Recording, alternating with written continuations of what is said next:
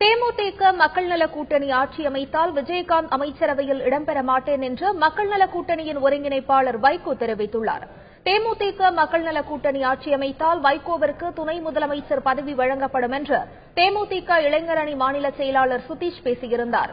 இதற்கு பதிலளித்துள்ள மக்கள் நல கூட்டணியின் ஒருங்கிணைப்பாளர் வைகோ, துணை முதல்வர் பதவி மற்றும் அமைச்சரவையில் இடம்பெறுவது குறித்து கற்பனையில் கூட நினைத்து பார்க்கவில்லை என்று தெரிவித்துள்ளார்.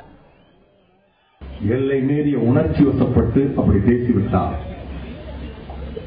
விஜயகாந்த் அவர்கள் முதலமைச்சரான பிறகு யார் யாரை அமைச்சர்களாக்குவது என்பது கூட்டணி கட்சிகள் எல்லாம் அமைச்சரவையில் இடம்பெறும்.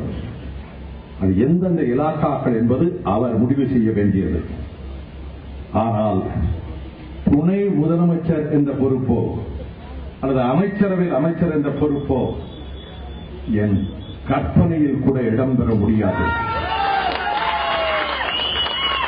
அந்த எண்ணத்துக்கே 1% கூட இடம் கிடையாது. வைகோ சொன்னால் சொன்னதுதான், யாரும் மாற்ற முடியாது.